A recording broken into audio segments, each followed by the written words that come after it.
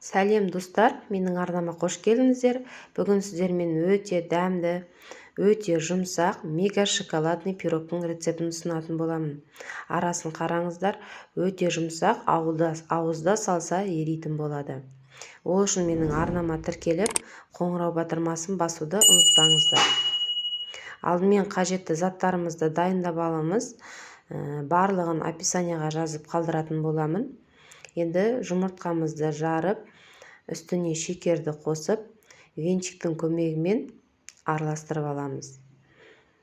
Қантымыз міндетті түрде еруі қажет. Қантымыз ерігенше осылай араластырып аламыз. Одан соң үстіне қаймағымызды қосамыз. Қаймағымыз бөлме температурасында болуы қажет. Сұйық майымызды құямыз. Тағы да араластырып аламыз.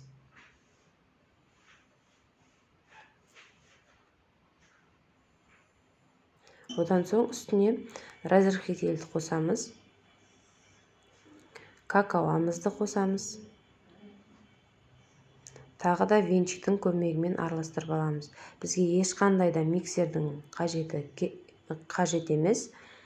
Осылай венчиктің көмегімен барлығы біріккенше араластырамыз. Ең соңынан осылай ұнымызды илеуіштен өткізіп қосамыз. Барлығын толықтай араластырамыз.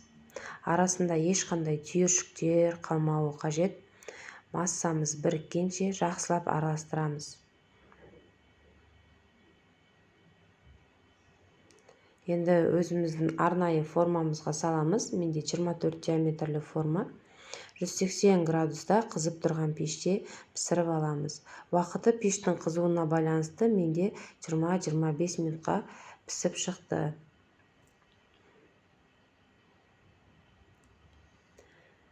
Піспегенін осылай шпажканың көмегімен тексеріп алсаңыздар болады. Шпажкамыз құрғақ болуы қажет. Енді бетіне шоколад начинкасын дайындаймыз. Ол үшін шоколадтың үстіне сүтімізді қосып, микроволновкада немесе водяной баняда ерітіп аламыз. Пирогымыз кішкене суыған соң үстіне шоколадты қосамыз. Міне біздің пирогымыз дайын. Ас болсын, сіздерде жасап көріңіздер. Арнама тіркеліп, қоңырау батырмасын басуды ұмытпаңыздар.